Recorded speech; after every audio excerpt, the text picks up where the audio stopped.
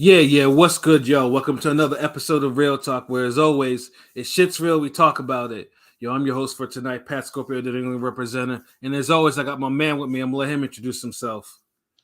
Yo, what it do, man? Is Mr. Boxing is better than fucking MMA tonight. If you know who I am, you know who I am. Yeah, if you know who he is, and that boxing better than MMA. Now, I like MMA. Don't get it twisted though, but some of you MMA cats were wilding out. You've been wilding out for some months now. So y'all was getting carried away, so we just gonna rub it in y'all fucking faces today. Like, don't you ever forget that boxing owns you niggas.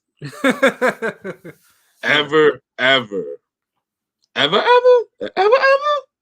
We gonna make a fucking orbital bone remix. But yeah. I mean, it's Shutterworth, the God, Go Artist, RingGameRadio.com in the building. And yes, boxing's still greater than MMA, nigga. Fuck what you think. Let's go. Yes, sir. Ring Gang in the house forever and always. And as always, I got my other man with me. I'm gonna let him introduce himself. Hey, yo, what's good? You know who this is? Your boy King People, Digga Box in the building. Ring Gang Radio all day. Let's go. I second those sentiments. Boxing is greater than MMA times 3. Just saying. And I was actually watching some MMA this Saturday. Very rough to watch. Like some of that stuff is, as the great Bob Arum once said, they like to roll around on the floor like homosexuals. No, I'm good. That stuff is not for me. Like, I can watch some of it, but like then once they spend like 5 minutes just doing takedowns, just rolling on the floor, I'm like, okay, can we get up? Can we get back to the throwing hands part? Or are we just gonna sit there and you're gonna dry hump each other on the dang mat? No, I'm good on that. Please. I mean, I don't mind if niggas is slamming and reversing and it's a fast pace. You're seeing the whole repertoire, but when it be that standstill shit, you just on the floor humping and shit, and like it's a Bobby Brown video. Nah, that's worth a ban. That is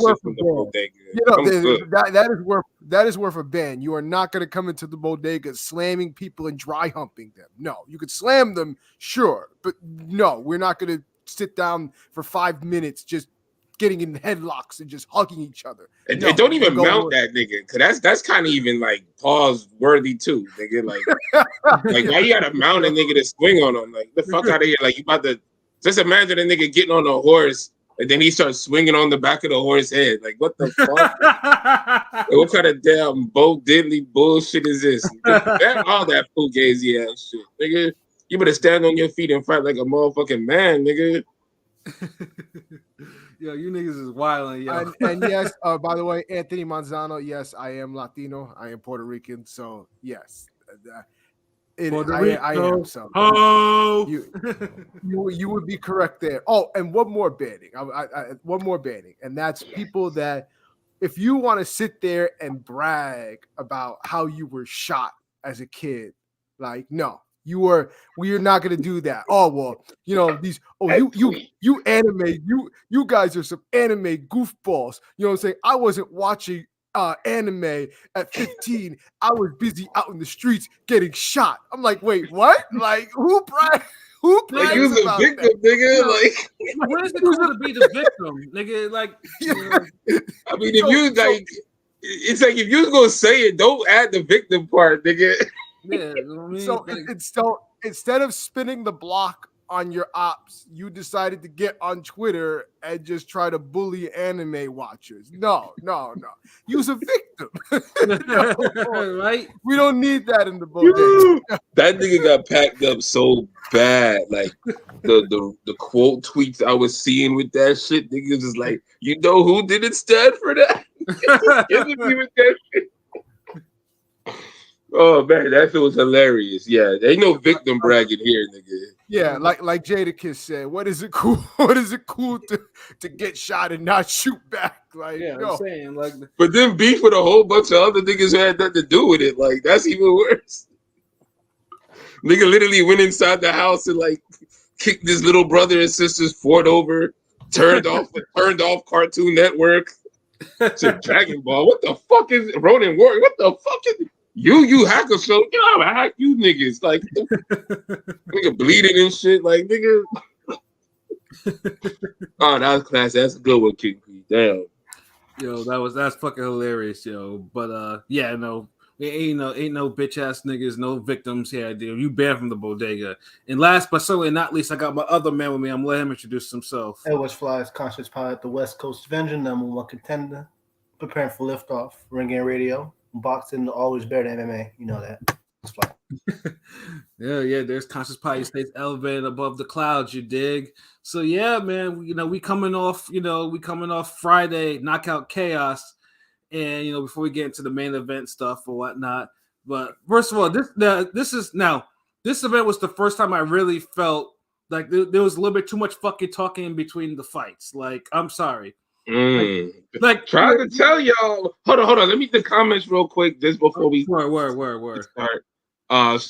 Earn with her, yeah, salute. I disagree. Probably be knowing this shit for the most part, like 80%.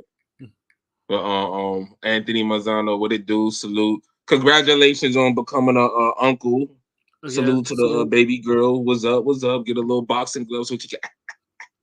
I mean, yeah, that's Bodega P. God.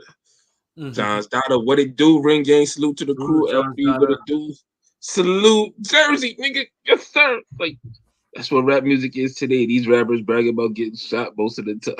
It wasn't even a rapper, it was a fucking kid. I know, right? That's the worst part. Like, oh my God. Like, don't brag on those street shit and you the victim, nigga. That's just wow. But yeah, started off King Pat or Pat. Pat Scorpio, nigga. Yeah, Pat Scorpio. And then Henny God salute, guys. Indeed, boxing is great at MMA, I guess, because he came in on the humble, so I had to acknowledge him. But yeah, unlike with Dave Reckoning, I didn't feel the talking was. I mean, I felt like it did flow. Knockout Chaos did not flow like that in terms of like, because there was too much fucking talking in between, like way too much fucking talking. How you see that if you don't see that with the knockout? That shit was 8 fights in 8 hours.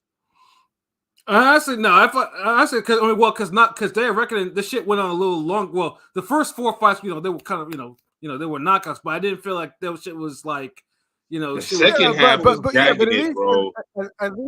At least the Day of Reckoning, there was more fights that I cared about. Honestly, most of these fights on the Knockout Chaos, I did not care about. So then there's only like maybe 3 fights niggas cared about. So you're gonna have fights that I don't care about and then have them drag. No, I would under normal circumstances I would have changed the channel. But no, I was like, you know what, whatever. Thankfully, I was at work, so I was able to do actual work. So I didn't have to completely be glued to my phone. Like, no, this is boring.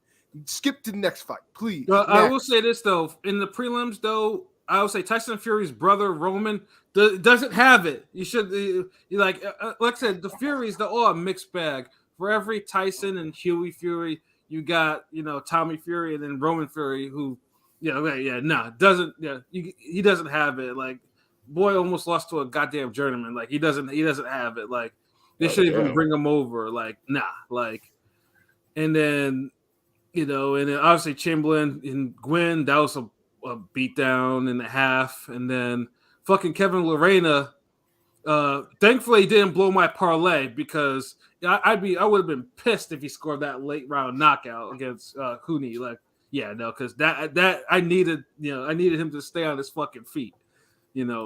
However, the first knockout really, Madrimov and Kurbanov.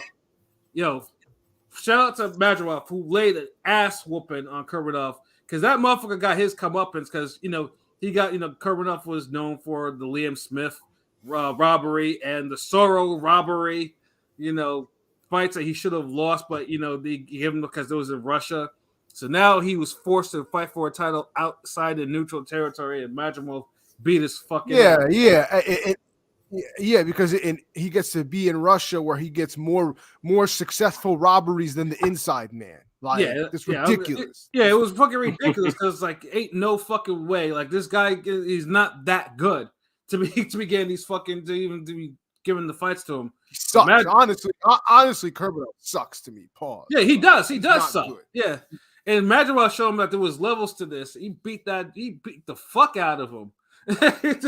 Like it was no defense. Like he was using a piss poor shell, and Madrimov was throwing the most telegraphed overhand rights and blasting him over the head. He hit him with that Madonna over.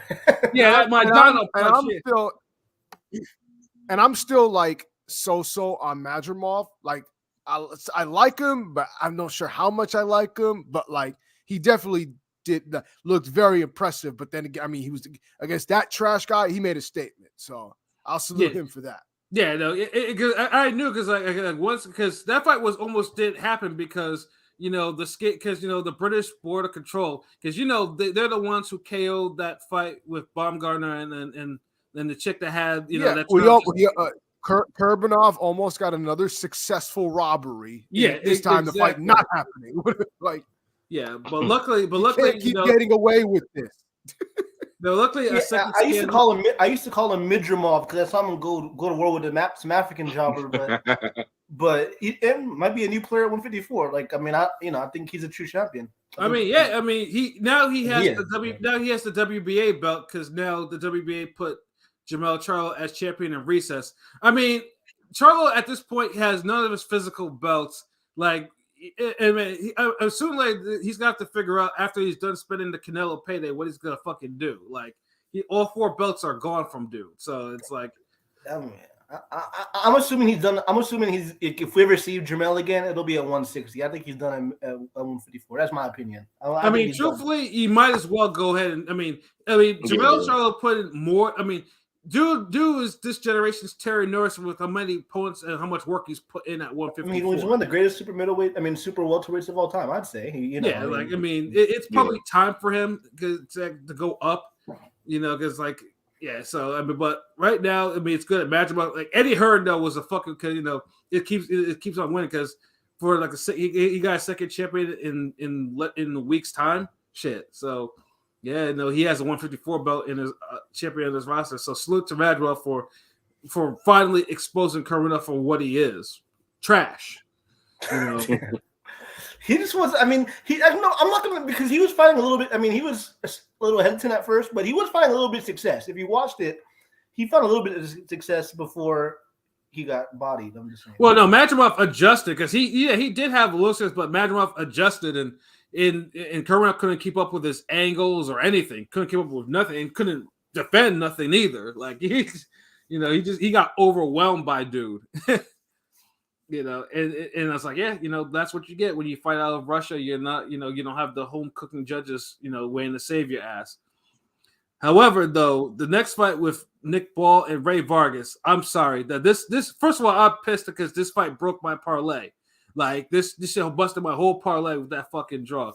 It was not a fucking draw. Now I admit it was a tale of 2 halves. Like Vargas won the first half, and then Ball won the second half. But Ball won his second half with 2 fucking knockdown. Like I thought Ball won. I ain't gonna lie. Even Ball won that goddamn fight. I mean, well, the first knockdown, didn't think was a knockdown. He kind of threw him. Like the second one was definitely a knockdown. The first one was very questionable. Well, Ball, I didn't think Ball that fought was dirty, too. Well, it was. I mean, it wasn't like. But then it wasn't like you see. Vargas was giving up his hands, fucking like holding the shit. How you have like a 6-7 inch height advantage and you fighting the way that he was fighting? Like, you serious? Like no jab and let Ball because when Ball eventually started getting in there, Ball was killing him. And then Vargas he was trying because Vargas his big ass was trying to throw body shots at a little dude like. And first of all, that site was kind of like that shit was fuckery to me just to even see him actually do that, But I'm just like, but he let Ball come in his wheelhouse over and over again and blast him with shots, and get like that. And it got to the point too where Vargas fucking spat at his mouthpiece and threw it in the fucking crowd. Like, I'm pretty sure you should get dock points for that because I don't think you're supposed to do that. But Vargas was boxing him up. Like I was the first few rounds, I was like, God damn, because I was going for Ball. Ball's my dude from the UK, and I ain't gonna lie, the first 5 rounds or so, he was getting schooled and beat up.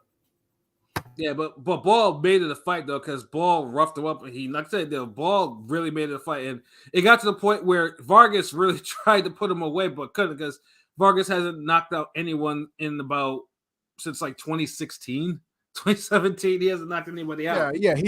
He's just proceeded to give us boring after boring after boring fights. Yeah, no. Knockout, no. He just puts us to sleep with his horrible fighting.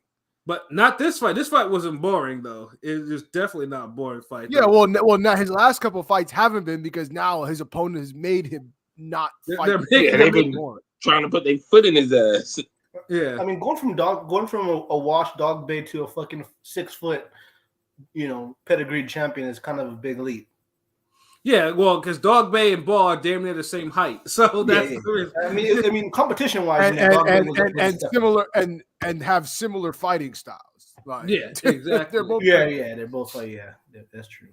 Yeah, though, but when that judge said 113, 113, nigga, I almost threw my fucking table at the fucking wall. I was so fucking. Please don't. Yeah, I was pissed because that's like, because I had it on a ball decision like that like I was like that I needed that, like, and that was the only prop that blew my parlay. That shit cost me $4,600, nigga. Like that I was pissed that like that shit happened. Like Ball won that fucking fight. Like, and Vargas was trying to say that he wants to run that back. He run it back in the UK or whatever the fuck. He's not gonna run that shit back. You kidding me? Yeah, Vargas got fucked up. He's not running that shit back. He's not in the least. Hey, salute Android. What it do? Andrew said AJ started the weekend out right, which he did, and Ball's a dirty fighter. Hey, I mean, the results were there. Like, he had to switch it up because it wasn't working before. Yeah, it wasn't working before, and Vargas had all the physical advantages. It chose not to use them or utilize them in the way he's supposed to. It's only a matter of time before he loses that belt too. But I was not happy that motherfucker that kept his belt.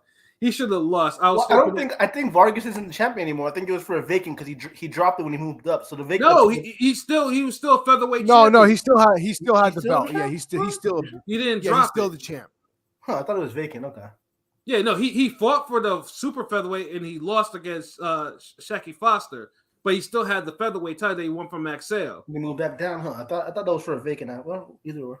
Yeah, he still had the belt. He still has it, but I was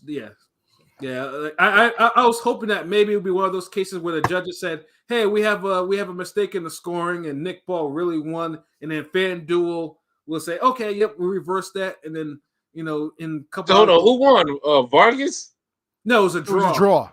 A draw. Trash. Yeah. That's why I nearly threw my fucking table against the wall because I had to stop. Because I had a Ball decision, and he should have won that decision. So that's what I'm saying. Vargas is now, he's like top 3 in terms of enemies right now. Like, I have to see him lose now, and like next fight, I don't care how if it's even someone that Vargas is. Welcome to the club, because Vargas has been persona non grata for me. So welcome to the club. I mean, let's put it this way. I mean, the Maxell fight, it's one thing. I mean, he showed grit in that fight. It's whatever. I mean, and Foster beat him like clear, like it was like on some basic boxing shit. But Ball outworked his ass. Ball put his foot in his ass. And usually, it's bad when I'm cheering for a smaller fighter. Like them LB size niggas. Like, I'm cheering for them to beat a taller nigga's ass. Like, how bad that shit is. I'm particularly when it comes to my British fighters, like him and who I think Dalton Smith's fighting this week. Like, at least Nick Ball got the balls. Pause. No pun. Double entendre. At least he made it dirty to try to win the fight. Some of these niggas in the UK will just. Hey yo. Hey yo. I'm saying sometimes these British niggas don't have the gumption to go for it when they're losing. So at least Ball tried to. Yeah, he did. Now, that makes a good point, though. He's right. A lot of them niggas is just too passive sometimes. Yeah, he tried to at least made a difference, even though I saw a lot of complaints about it being dirty. So Android's not, not being different with that, because I did see a lot of people say, "Oh, Nick Ball's fucking dirty" and all this shit. But you gonna call him dirty? Make sure you calling fucking Katie Taylor dirty. Y'all UK niggas love to pick and choose who y'all call dirty. Yo, Kate, y'all fucking dirty. Yo, that last Katie Taylor fight, dirty with the capital D. Dirty, nigga. That shit would make Josh Warrington proud. You know what I'm saying? Like, honestly, dirtier than his last fight. Shit, Redman can make a song of how dirty Katie Taylor was in that fight, nigga. Shit. You know what I mean? So, yeah. See, Andrew, you're lucky because I guess wherever you bet on, the draw, because I didn't pick the draw. So, my shit was not voided. That shit was an L. Like, that shit was like, your parlay is gone. Bye-bye.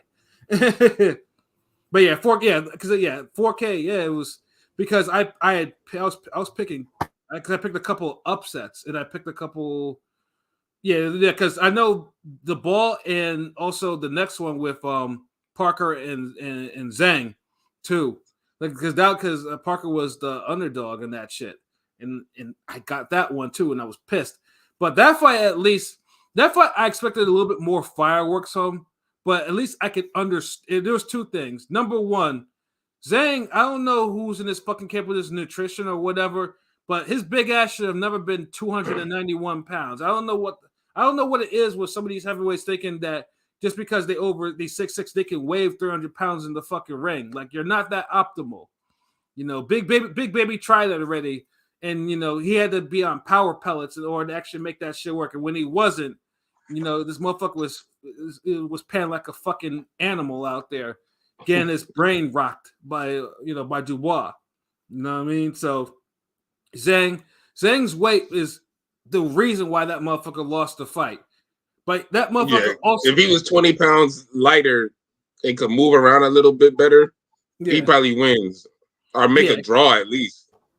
Yeah, and there are fights where Zhang has been far more. Hell, even in the Hergovich fight, that motherfucker was active. Like, that motherfucker was giving Hergovich hell. Y'all think Parker? Y'all think Parker basically won 9? I mean, would it be 9-3 basically since he got knocked down twice? Would y'all say Parker? And that's the other thing. Zhang got that George Foreman power. That motherfucker hits hard. Well, Zhang could crack because he's got some phenomenal power. Stylistically, I do see Foreman in him a little bit. He ain't no Foreman. Between Wilder and Zhang, Parker was doing a really good job in both fights of putting them in position where they couldn't really land cleanly flush. Because even in the Zhang fight, Zhang wasn't landing a lot of flush shots, but even the grazing shots were hurting Parker. I'm like, what the heck is going on here? You can see he's clearly getting hurt by shots that are kind of grazing him. I'm like, what is going on? Then the shots that were flush dropped Parker. Parker had a broken nose. Like, the first knockdown, you see his face had blood and shit like that. That motherfucker got fucked up off that first knockdown. And then the second one too. The second one was it looked like a flash, but nah, that dude. Earn with Hearn, off of pure punching, Zhang hits harder than AJ. Zhang what it is, I think Zhang has more snap in his shots, whereas AJ shit is thudding. Mm-hmm. But he's got. But it's AJ got to sit on it a little bit. AJ's got to sit on it a little bit. He does, but AJ could crack too, though, man. But he could crack with more different shots. AJ could crack with the uppercut. Like Pat was saying, when I was watching the Zhang fight, I was like, I'm not saying he's Foreman. I'm saying stylistically, he fights similar to Foreman in the sense where he's not really lazy. You think he's lazy, but the power comes out. Yes, he's lazy. He's incredibly lazy. You know what I mean? Lazy as a motherfucker. But the power is just there without it trying. It seems kind of ridiculous. Yeah, he kind of wings it. He does try to box and set up his shots, but the way Parker was fucking picking him apart, basically, and I kind of fucking pissed that dude because he could have stopped Zhang. He could have went for it, but these guys are so big and he just trying to win. He ain't really putting the hurt on him like he could. Although he was landing some hard shots on Zhang throughout the fight. He was ripping some combos. But it's that flurry on Wilder. Remember that flurry on Wilder? Wilder was in trouble for a set. Yeah, no, he does. It's just these guys be tired at the end, and he doesn't really beat them up like he could. Like, you know what I'm saying? That's the different eras of heavies. Like in the 80s, 90s, early 2000s, this fight would have went 12. Yeah, no. I think Niggas would have let off shots by like it's like some type of damn combination would have ran on this. Yeah, but part of me thinks that Parker felt that power and decided that he had to be super careful. Whereas he didn't feel Wilder's power like that. Like he boxed the fuck out of Wilder, but because Wilder was too easy to box, dude. All Parker had to do was just basically duck the right hand, and he would clinch him. It's like he just kept doing that in boxing. He had to work a little more with Zhang. That's why the fight with Zhang was a little better to watch because he was throwing shots to the body constantly. He was throwing hooks from the outside. He would land straight rights, lead rights. So he was really working them shots. Every now and then he would whip some hard combos, but I feel like the end at the last 3 rounds, which I think I picked him to stop 11. Yeah, you did. But like the prop bet, was the whole 10, 11, 12. That's when he should have really stayed on Zhang and just Sean Porter him to death.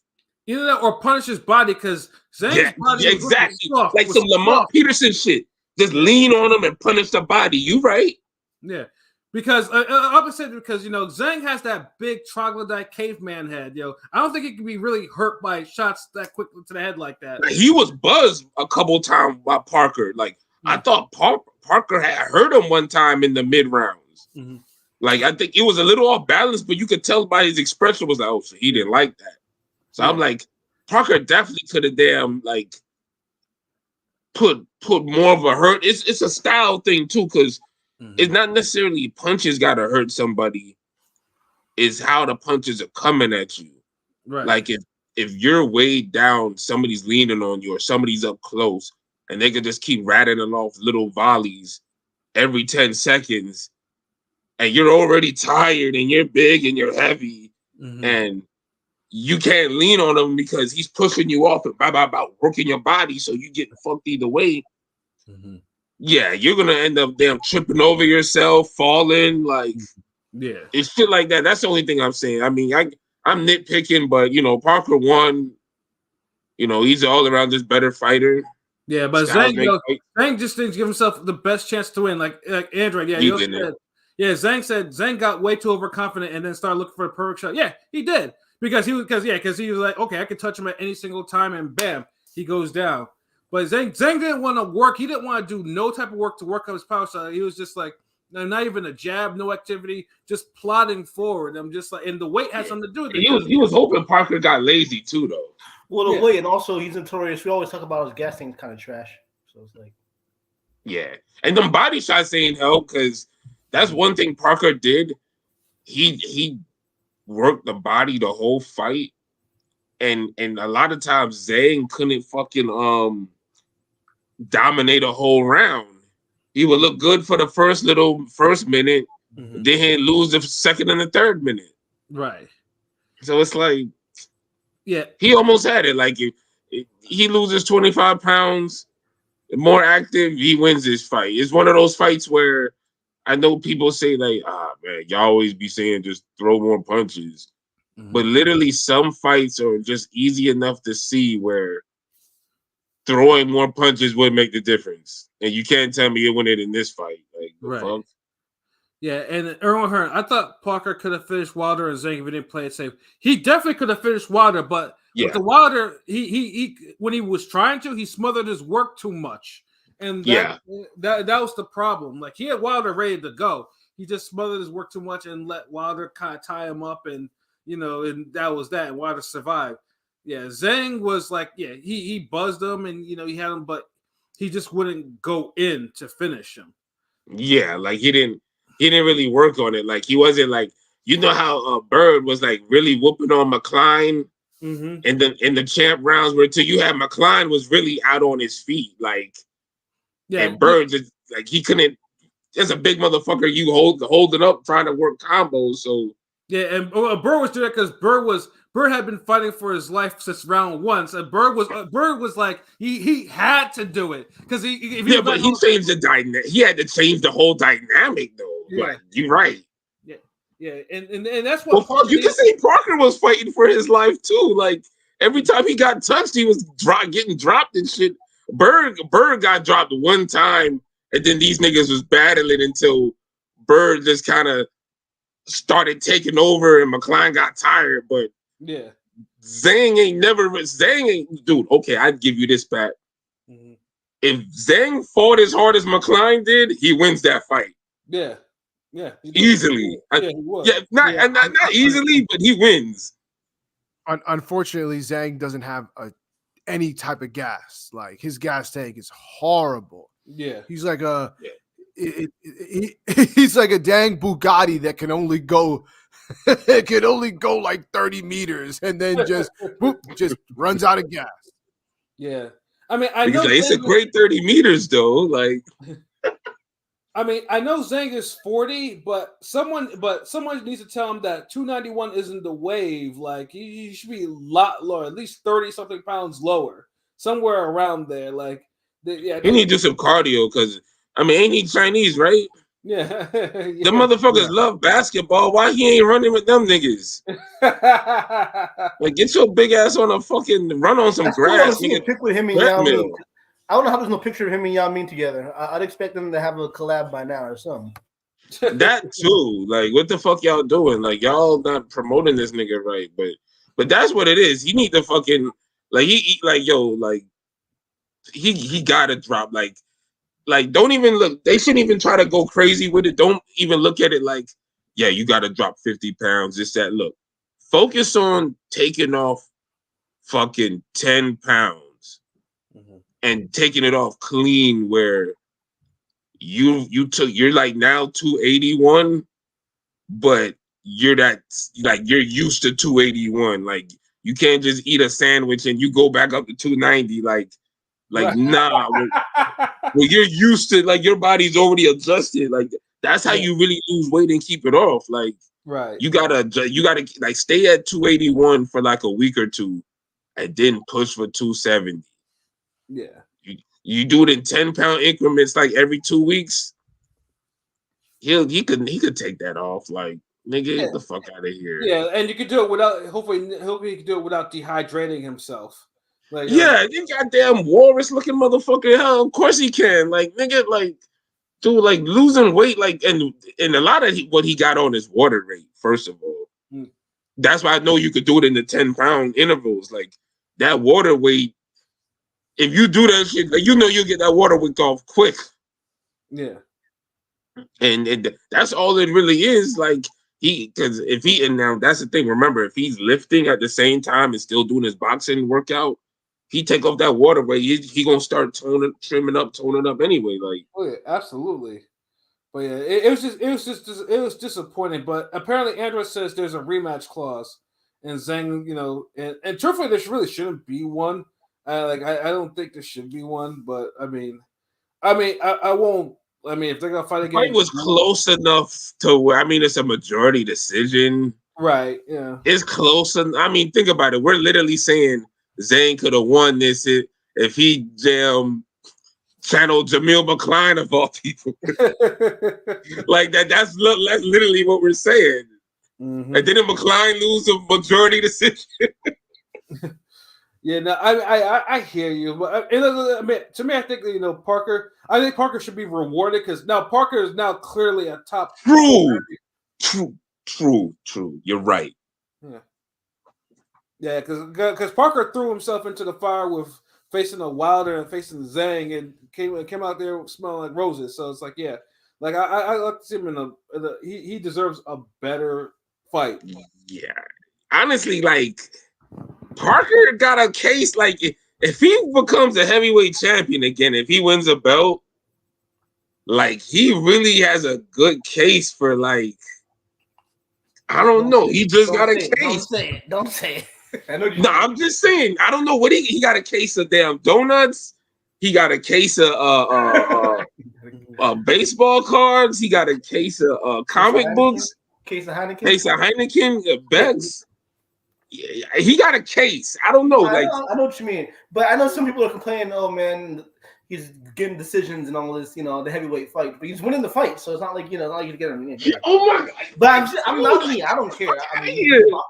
people are complaining. I see people complaining about this legitimately. I'm just saying, I mean, because niggas is, you know what? Like, they got to understand, as the underdog, it's a little different. Like, even I said I was nitpicking. Like, goddamn. Like, first of all, he was the underdog to two of the biggest punchers in the division, back to back. Literally two of the top knockout artists. I mean, I'll tell you one thing. Like, Wilder ain't fighting no damn two of the hardest punchers back to back. Hell no. I don't know. Has Zhang fought two of the hardest punches back to back? Mm-hmm. He fought the nigga who could take the hardest punches allegedly back to back. So it's like that's different. Like this nigga Parker lost to the nigga who could take the best punches, and then ends up beating the niggas who could throw the hardest punches. Imagine that. Mm-hmm. How you beat Juggernaut? You lose the Juggernaut, but you beat Gladiator. Like what the fuck? Yeah, I'm trying to think it. What's up? And the funny thing is too is Joyce is actually calling for the rematch. And again, of course, now Joyce, Joe Joyce is actually fighting this weekend. Oh no, wait, Joe Joyce calling for a rematch for who? He wants a piece of that pie. He wants a piece of that pie. No, you said Parker? Yeah. He beat Parker. Why the fuck he want to rematch him? He wants a piece of that pie. He wants a piece of that Saudi Arabia pie. Nah, I don't. Nah, nigga. Fight Jared motherfucking Anderson, nigga. You gotta beat somebody. Like even fight Johnny Rice, dude. Like, come on. Like, you gotta beat somebody before you just get back at that. Especially if you trying to get a payday, try to skip the line, and you already lost to that, and you already beat that dude. Like, what is this? Yeah. I mean, that's Joe Joyce's best. It's his best win, but yeah, like I said, he hasn't won since. So it's like, you can't just. You can't just try to relive your best win. What the fuck? Get the fuck out of here. It's hard to put Parker as the main event. I mean, he's like your reliable co-main though. You can match him with any heavyweight. You can match him with any heavyweight you want. Yeah, pretty much. And Andy Ruiz should be asking for a rematch if he was serious. Yeah. But Andy Ruiz, though, he's the only heavyweight that doesn't want to get this. He doesn't want to get no money. He doesn't want to fight. He doesn't want to do nothing except he'll take doctored pictures, which shows him that angles looking lean like an Instagram thought. And then you see this motherfucker in real life, and he's King Hippo. You know what I mean? So, and I like Andy Ruiz. I always say Andy Ruiz has talent, but this motherfucker keeps squandering his talent. He realized his potential for one night and one night only. Yeah. Wasted talent. Yeah. I'd never forgive him for what he did for this trainer. Like, I mean, basically, when he got paid, this motherfucker was like, "Yeah, I'm rocking these chains. Look, listen, I don't need this trainer no more." I mean, fried Snickers. I'm throwing birthday parties and shit. I'm throwing fat ass birthday parties with Justin Bieber and everybody. Yeah. Like, damn, I was like, I don't like ever clown niggas with like how they spend their money, but like you can tell that nigga was happy. Like I can't say that because what would I do if I got 10 million? Like nigga, like I'd probably do some. I did the same thing probably, but shit. But he was doing too much fat nigga shit. Like as long as the bills paid, I could just train. Like niggas would probably see me at like 135 or something. I swear that motherfucker had 2 divorces since then. Like he had 2 divorces, 3 kids. Yeah, like niggas is going crazy with it, man. But yo, hold on. We got it. But shout outs to Parker. Just to wrap it up for his sake. Mm-hmm. I hope they don't get a rematch. I hope Parker, Parker need a rematch with Joshua. Ruiz need a rematch with Parker. Mm-hmm. So there is some type of, you got some rematches circulating, but he definitely deserves a big fight, a big money fight. But all the fights are difficult for him in that regard. But he's been fighting difficult niggas, so it ain't nothing. Yeah, ain't nothing to split. And that again, that's for you boxers like there. Because like I said, Parker got knocked the fuck out by Joyce. That was a brutal knockout he suffered, and he fought back. And he didn't waste no time. Like he fought back. He fought frequently to get himself back to facing the Wilders and the Zangs to win those fights. that's a lesson for you fighters. Like that's and that's like, yeah, he has to understand you got to fight to be better. That's what I'm saying. Like, he has a case. Yeah. I know Pilot up here on some case. No, don't say it. Don't say it. Nigga, I say what I want, nigga. Jeez. I'm just saying he got a case, nigga. Like, but you know he do, especially if he wins it, dude. If Parker was to beat Usyk, if he beat Usyk, yeah. But if he's never gonna fight Fury, obviously, because obviously they're boys. But if he were to beat AJ or Usyk, yeah, then I mean he might be number 2 for the era. Yeah. I mean, he's having a hell of a second act. He's having a hell of a second act. Like, yeah, he is. I think most of us, especially after, I know he's relatively younger than most of the heavyweights, but when he got stretched out by Joyce, most of us thought he was probably done, right? I mean, really, most of us thought, okay, he's going to be, kind of. I looked at him like, Parker is quality, but it's more how he applies his skills. He's one of those guys. And I think leading up to that fight, he was a guy who I don't think always applied his skills the best. Now you're seeing him really apply his skills. Now we're just saying, okay, like maybe, beat up these guys a little more. But that's the goalpost. I mean, he's underdog. Who else is fucking fighting Zhang and Wilder back to back? Like, and Joyce after a few tune-ups, right? So it's like, but we got to get into this MMA shit, bro. Yeah, we definitely do. Oh, man. Shout out to Miss Rashid. What it do? Showing love, fellas. Salute. Appreciate that. Miss Rashid. So yeah, set this shit up, Pat. Yeah, just to face this, because since October, where one Gypsy King kind of disgraced himself and nearly cost the whole Creed 3 situation to go down, with damn near losing a decision, and most people thought he did fucking lose his fight to Francis Ngannou. The MMA pundits were kind of going, they were talking a little bit too slick about boxing. Like, from known MMA pundits to just your regular MMA cats on Twitter or some shit like that. They were really even MMA fighters. It's like it was really being disrespectful. Yeah, about boxing. See, that just shows you, like, boxing doesn't have all the talent. Ngannou can knock out anybody at heavyweight. And the WBC, they're complicit. It was like, we'll give him the top 10 ranking based off this, which was the wildest shit ever. Like, it was wild, bro. But the fact that he got robbed, it was one of those moves I couldn't blame him. Yeah. Think about it. If that's your very first fight ever, God, and you and 90% of the niggas who watch this say you got robbed, and this is the lineal heavyweight champion, undefeated, nigga, I'm gonna probably look at you as top 10 right there. Yeah, and this is weird, because boxing, because this was on some sideshow shit. Like to me, because Fury had been fucking around too much, and I'm like, this nigga's on this sideshow shit again. And this motherfucker could have had this as an exhibition, but he decided, well, I'm gonna count this as my record. And although he wouldn't lose his belt, he nearly lost the fucking fight, and he did lose the fucking fight to me. So it's just like, like I said, there was a lot of disrespect about boxers going MMA. They didn't respect it, so that made Anthony Joshua versus Francis Ngannou a much bigger fight than it should have been, because it's just like, and Ngannou, like, we're not taking nothing away from Ngannou for what he did against Fury, because Fury disgraced himself. Fury got lumped up and everything. So Ngannou did what he had to do, and he knocked him down. And then against Joshua, so now you have people like, in the fight, the odds were so fucking close. Like it was like Ngannou was like plus 110. Like that shit is fucking crazy. Oh shit, DT3 the Boom Man, what's good, son? Like we see you on there, salute. Yeah, hey, salute, God. What it do?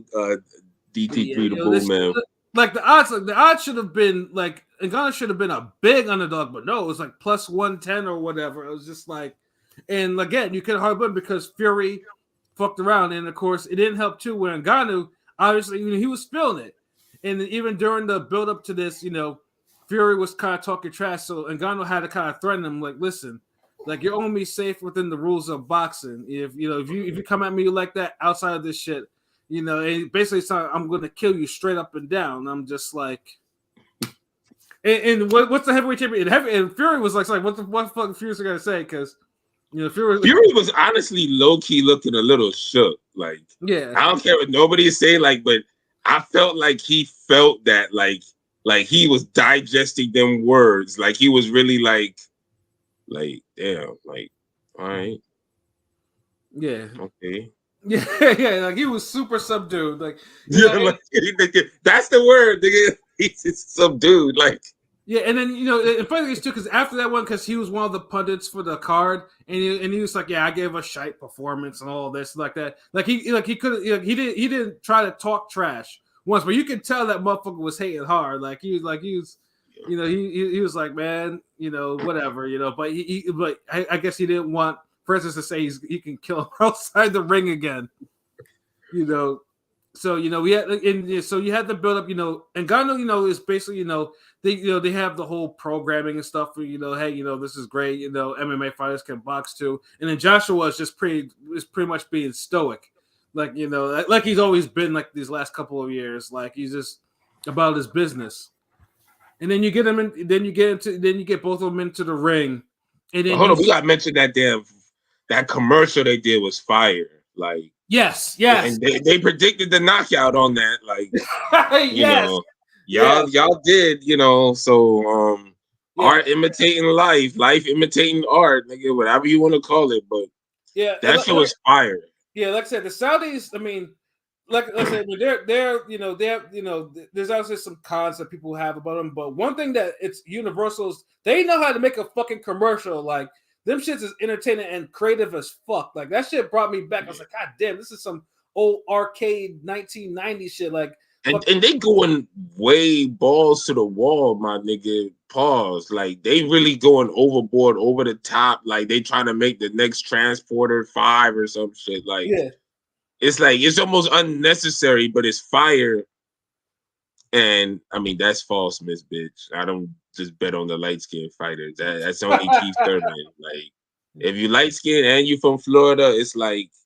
But if you from Florida, period, I got you. Like I say that. So chill. But yeah, that commercial was crazy. But the American promoters need to somehow tap into that. Like, yeah. If Ring Gang Radio as a regular podcast is coming up with animation and dope little shit for our level, and we're doing it, we're not getting donations and thousands of dollars. Right. We doing this off the strength of us. There's no studio.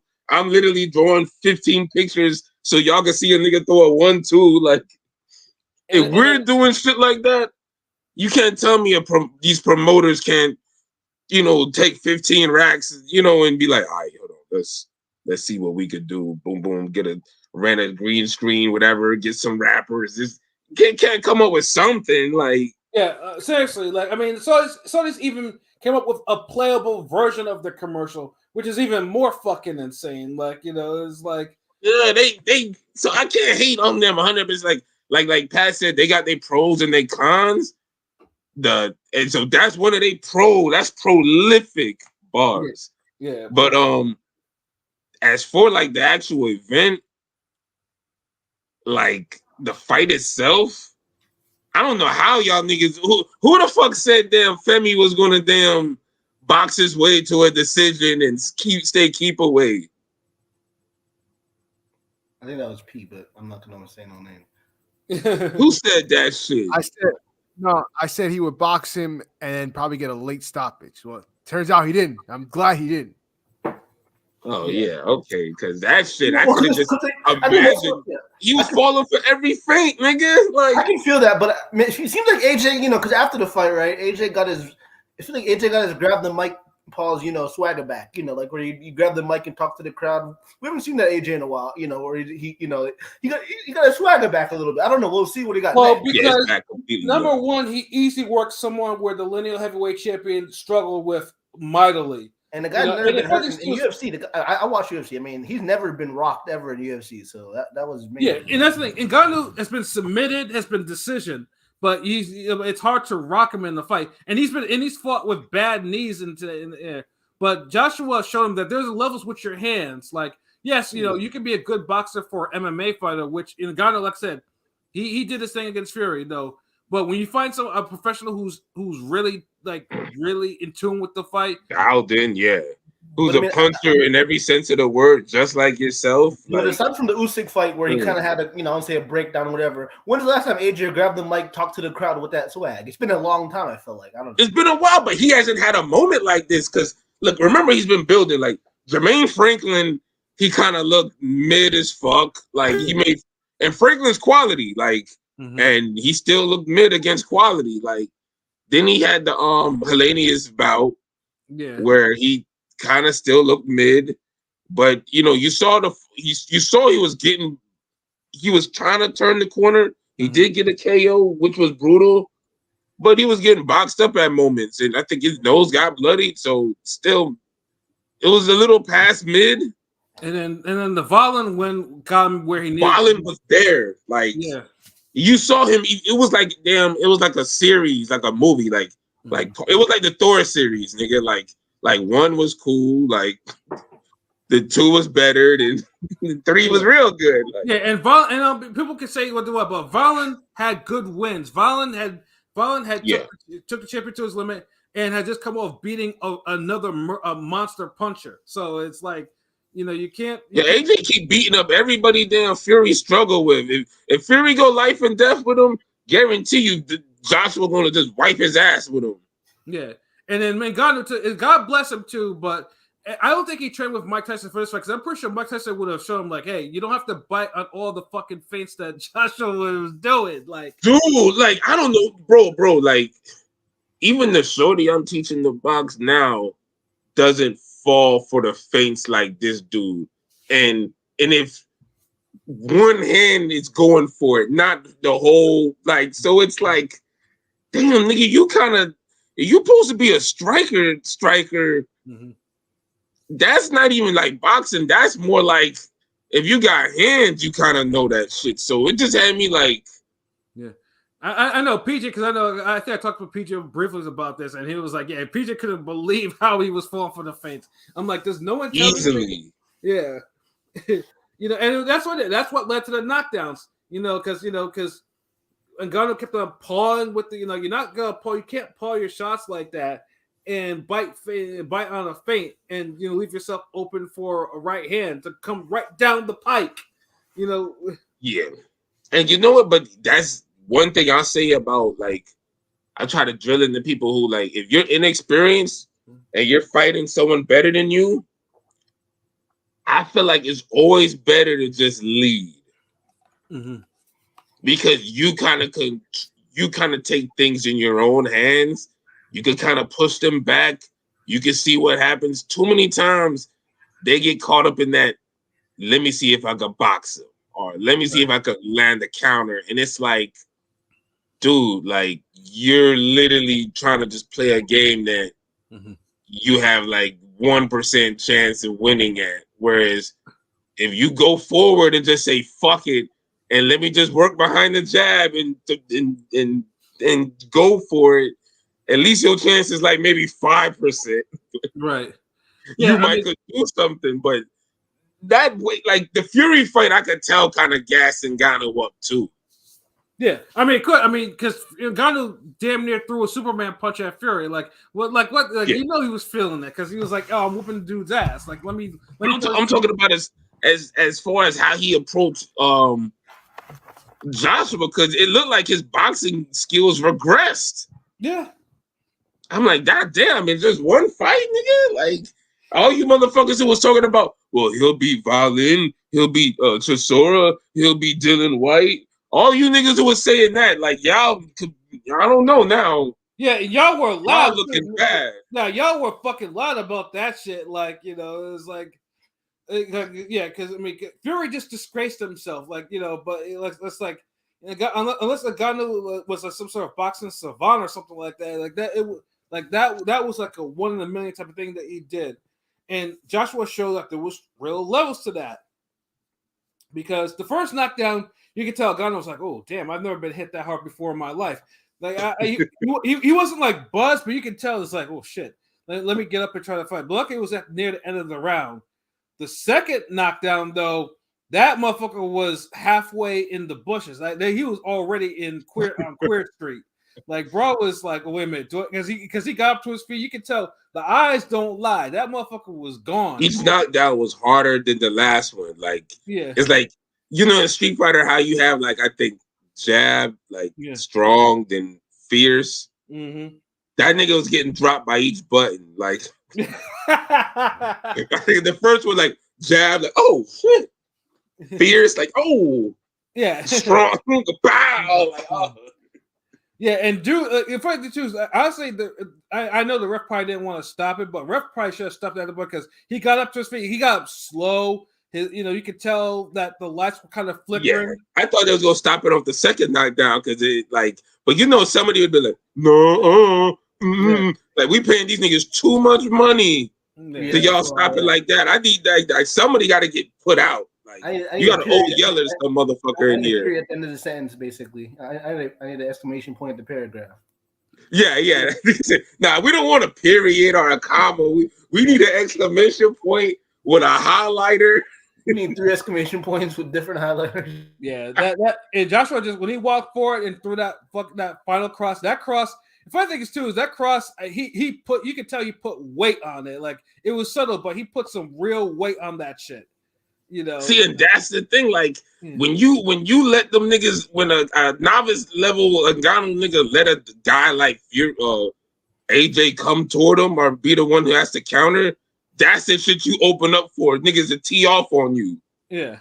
Whereas if you're pushing a nigga back, like there might be the chance that this is a dude you're fighting doesn't fight as well going backwards. Because remember, there's top level world class guys who can't fight going backwards. That's right. So you might have a chance, but forward and you just let this nigga pick it. Like, hold on, all right. Mm-hmm. Like God. Yeah, that dude was out cold. Like honestly, I thought Joshua went and killed this nigga for a minute because dude was lying there like a newborn, like he wasn't moving or nothing. Like dude was. You mentioned the Tyson fight. I mean, you mentioned Tyson. He landed like one of Tyson opponents. That Etienne KO. Yeah. With the leg almost snapped from under him. Yeah. That's crazy. Yeah, and honestly, it didn't need to get to that point, but that was the emphasis because that had to kill number one. Like that's how a professional boxer operates, and and number two is ain't no Fury bullshit, none of that shit. So it's just like it was perfect. And that's what it needed to be because all the MMA and the MMA, some of the MMA fighters they were hitting hard.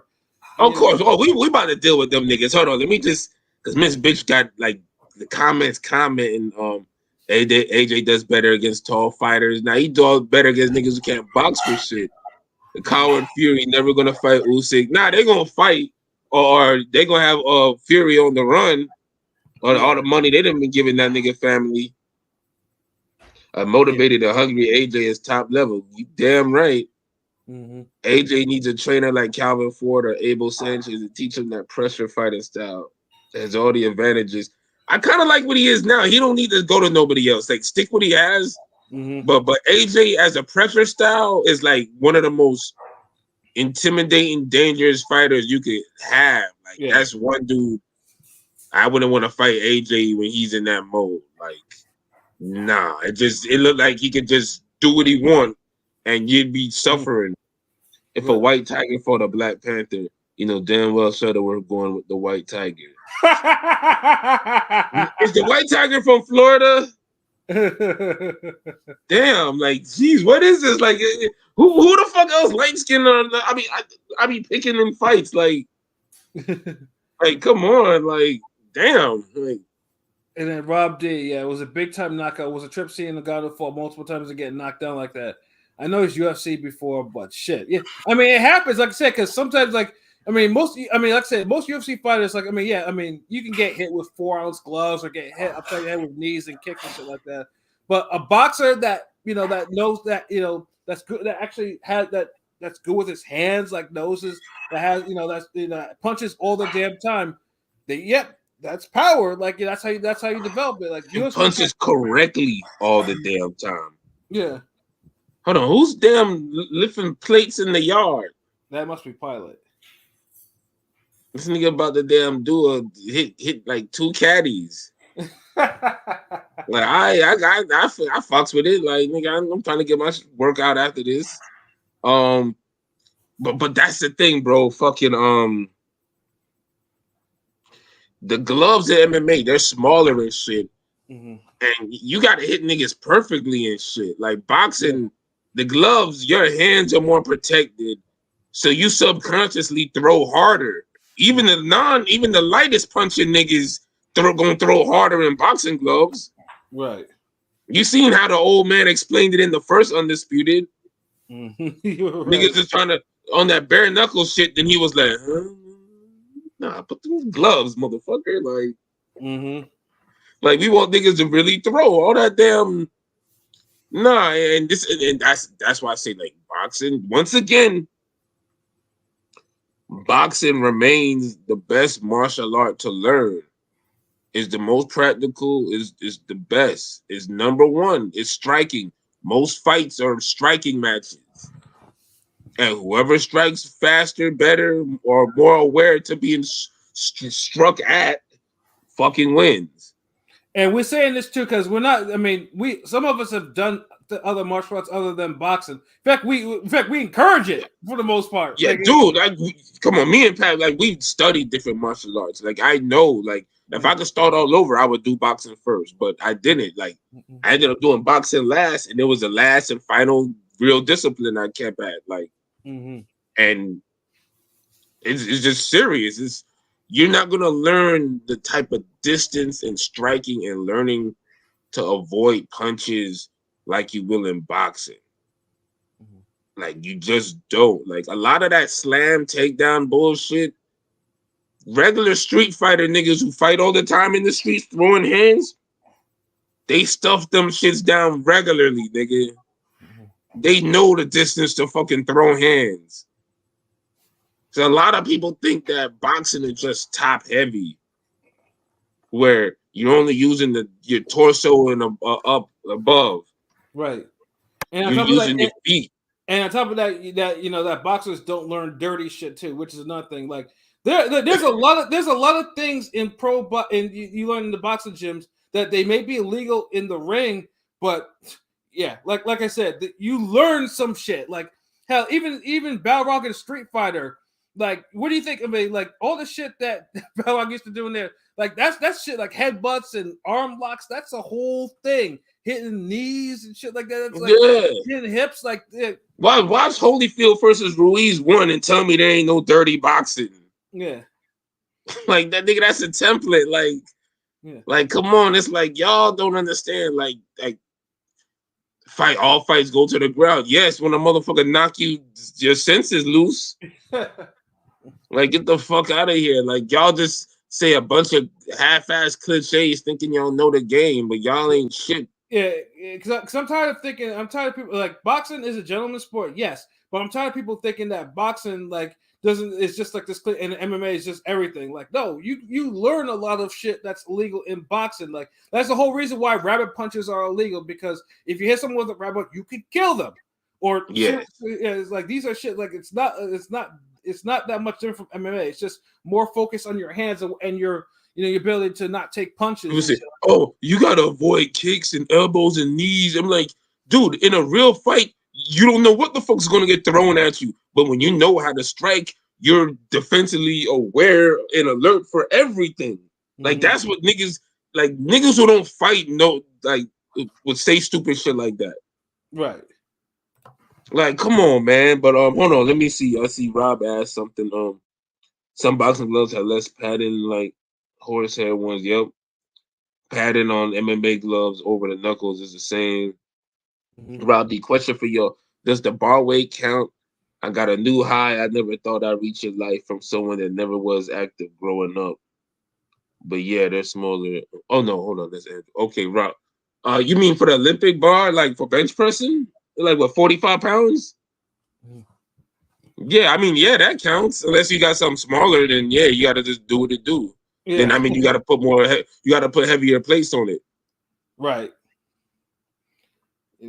But Android, boxing has to go forward. This is management overall nuance. It's every possible like an angle, like a protractor. Different styles like we saw for rough housing, like crossbow. Yeah, it is. Yeah. Like I said, because like your average pro boxer, like I said, they fight within rules. But like I said, if you fight them out there and you make them fight dirty, they will hurt you bad. They will hurt you incredibly bad. And that's the thing, like, and the thing is, if Ngannou and Joshua was to fight in the Street Fighter setting, you know, when they're round one or the day you about to put the token in and these niggas in front of the damn skyscraper, the same thing would happen. Right. Joshua would try to strike with, Ngannou would try to strike with Joshua, and Joshua would just line him up and dust him off like that. He'll clip him with a big shot. By the time the third knockdown came, Joshua was already lining him up for the kill shot. Right. Like that shit ain't changing. Like you're not gonna try to tackle a nigga on concrete like that and try to arm bar a nigga and all that stupid shit.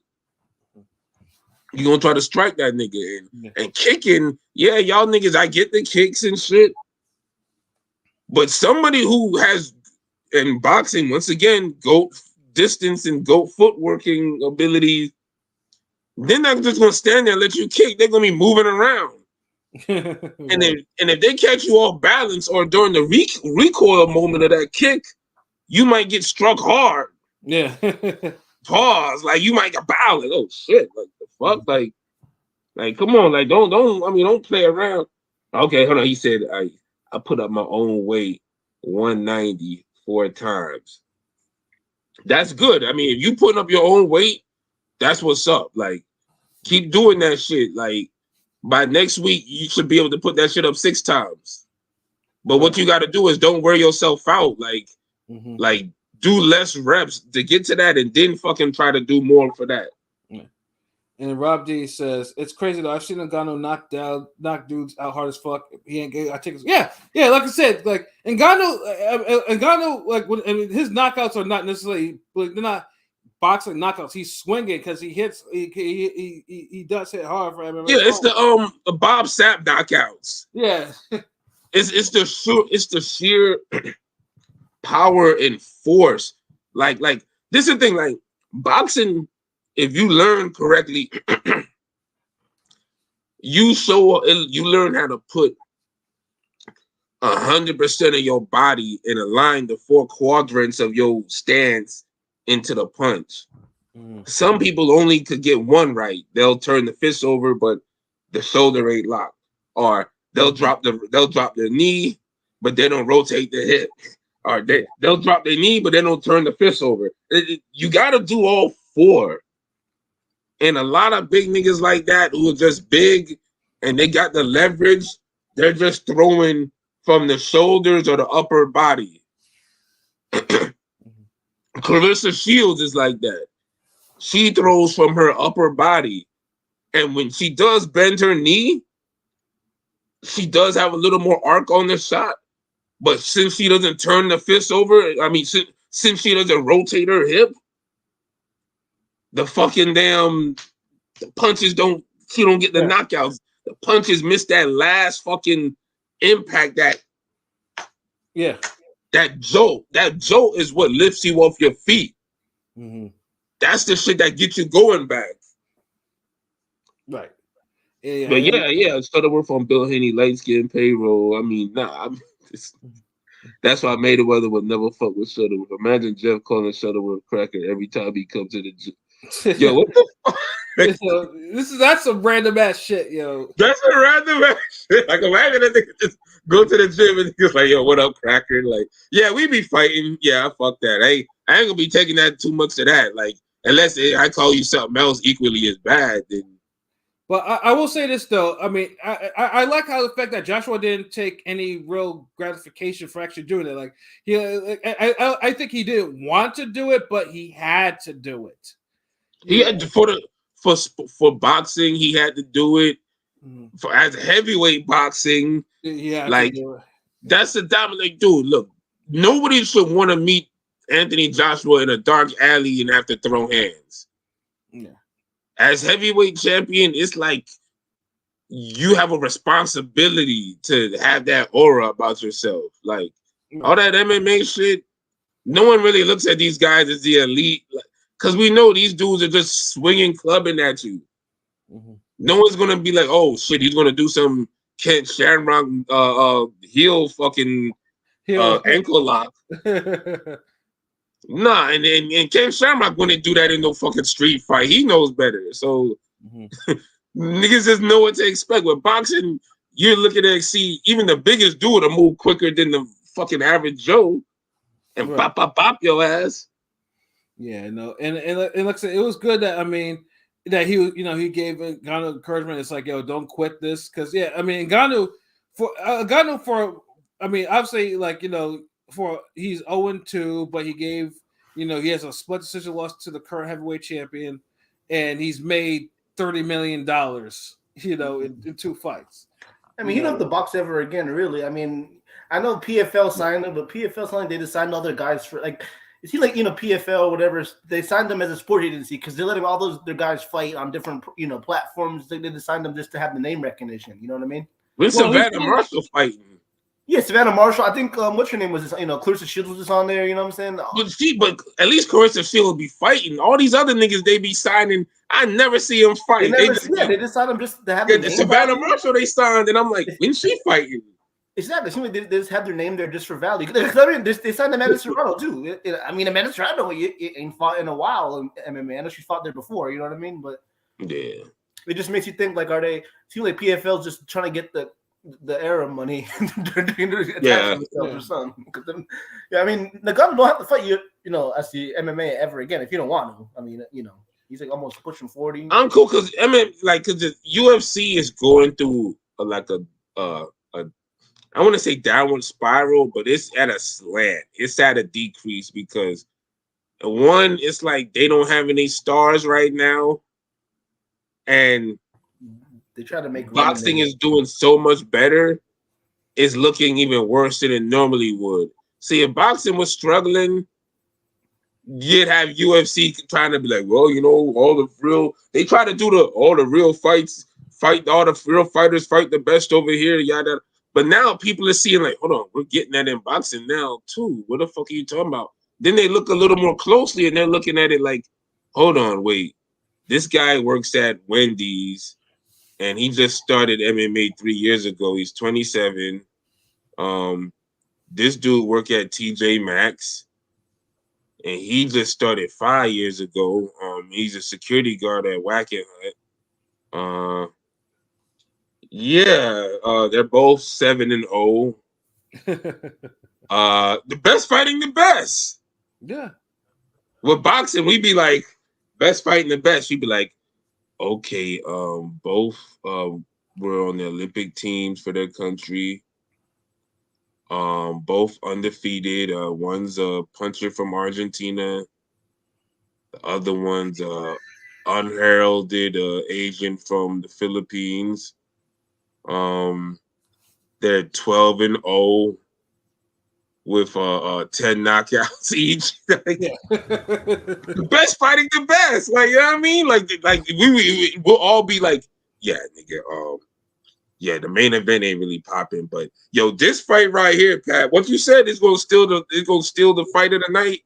Like, that's how boxing end up being. Like MMA, UFC, y'all ain't got that right now. I remember when y'all had the George St. Pierre's and John Jones and the Silvas and all that. Boxing, we took all y'all niggas now. Yeah. And Jake Paul been just dusting them off. Right. Now we making money within boxing. He's fighting Tyson. Y'all ain't even got no more niggas. He fighting niggas that was legends 30 years ago. Nah, I mean, I watch UFC when, especially Saturday with no boxing on, really for the most part. Nigga, fuck that. Yo, Saturday there was no boxing. Nigga, I was boxing. Fuck that. I'm gonna replace boxing. But what I'm saying is they try to masquerade these guys as stars that aren't really stars. It's like WWE now. It's like they push these niggas that aren't really superstars but have undefeated records, you know what I'm saying? And getting the easier out to the championship and making them, attractions. So they're making Ant-Man turn into Iron Man. Yeah. Like, that's what they're doing, and the public kind of know. The public realize what's going on because when they look over at DC or boxing or whatever the fuck analogy you want to choose, they're like, hold on, these niggas is making Wonder Woman.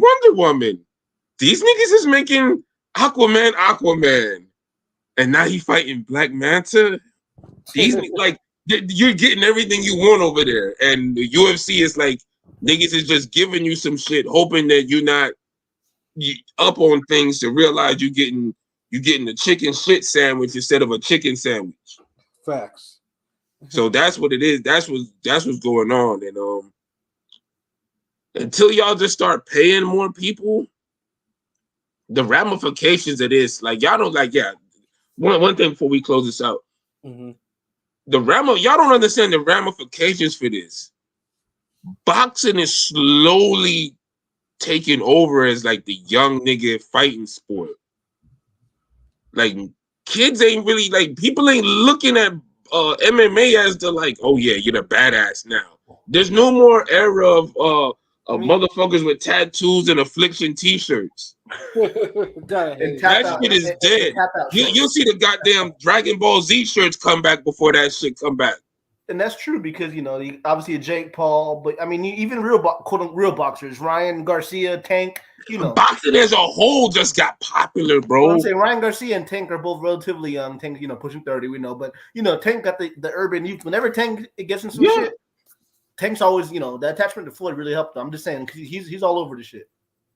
It's just boxing in general. Like, even if you could say Tank's not fighting the right. Look, you could say Tank and Canelo ain't fighting the niggas who they supposed to be fighting, and boxing is still doing better than ever. The last 2 years, 3 years, it's been rebuilding and boom, boom, boom. It's like it peaked in 2019, and then it started from square one at 2020 and went back to the peak level again. Mm-hmm. UFC, that shit's been going down that whole time. Boxing been crawling back up, and people, hold on, let me back the comments on. Hey, salute Blazing Kiddo, what it do? Accurate Shutter, UFC, y'all marketing. Yeah, man, I be seeing your tweets, man. Shout out to Android, man. Yeah, man, we gotta get you up here spitting bars, man. We gotta be tag teaming these motherfuckers. What up? What's with your name, Shutter? I mean, it's exactly what it is, bro. I mean, no hard feelings, but boxing is better than MMA. It just is. Like, ain't no MMA. I ain't seen no MMA nigga knock a boxing motherfucker out like that yet. Yeah, don't give me no bullshit ass. Oh, one single leg takedown and re-roll on the floor, play patty cake. Jake made 30 mil fighting Tommy Fury. I don't think he made that much, but goddamn, if he did, wow, shit. Nigga, I'll buy a whole island and just make it for boxing. They got all these megaphone loud mouths like Joe Rogan brainwashing people. But yeah, these influencers aren't doing MMA. Exactly. And that's, dude, no one's going to be, bro. No one's going to be fucking trying to go to MMA. Like, people are looking at it like, first of all, y'all ain't got a contender. Y'all ain't got that UFC contender series show no more. Mm-hmm. Boxing could strive without it because we got so many. They need it bad, bro. Because I was going to say boxing could survive without it because you got so many personalities in YouTube and social media. UFC don't have that. But now, say what you was about to say. I was going to say to Blazing Killer, yes, I mentioned that last week about Anthony Pettis having a winner for Roy Jones. Yes, I mentioned that. Dude, hold on, wait. What is this? This Coming to America? Is this the barbershop scene from Coming to America? Are we really bragging about beating Joe Louis at 100 years old? You beat Roy Jones when he was 75 fucking years old. I hate it for Roy Jones. Get the fuck out of here. Whatever. Meanwhile, fucking what's his name? Ray Mercer knocking niggas out who was a champion a year earlier. Get the fuck out of here. Like, come on, man. It's levels. Like, look, UFC on boxing dick so hard, y'all gotta bring boxers to y'all video game. Ain't nobody asking to play for fucking Anderson Silva in Fight Night. Although I would, though, because yeah, we would. Okay, but all right, hold on, ain't no one asking to play fucking BJ Flores and no, wait, hold on. Nah, no one's asking to be fucking George St. Pierre in fucking Fight Night. Yeah. No one's asking for that. No one wants to be fucking Randy Couture in Fight Night, bro. Or Chuck Liddell. Or Chuck Liddell. But if UFC come out and the nigga's like, oh shit, I could be Tank? Mm-hmm. Fuck that. Hold on. I could be Anthony Joshua. I could be Mike Tyson. I could be Tyson Fury. I could be Bruce Lee. Like, what the fuck? Like, get out of here. Like, even to the Mexican community, I'm sure like Canelo's a heavy influence. Obviously. Yeah, like y'all, the UFC just can't compete right now. Like, like, come on. Anderson Silva beat Chavez. Nigga, that's Chavez. Like, I don't even. Anderson Silva wouldn't do that to his dad. Like. But yeah, no. Like I said, I mean, overall, I mean, hopefully these things will understand that MMA fights have to give boxers some respect. Like, if you want to cross over into the boxing world, yeah, you gotta make sure you gotta get your skills up. Because, like I said, that is a brutal. Because that was a brutal reminder of what would happen if you don't take boxing seriously. Because boxing is a serious sport. You can get your brain shook in there, just like a knee to the head or a kick to the head if you're not careful. So it's just like. But Joe Rogan said it's not a real fight. Yeah.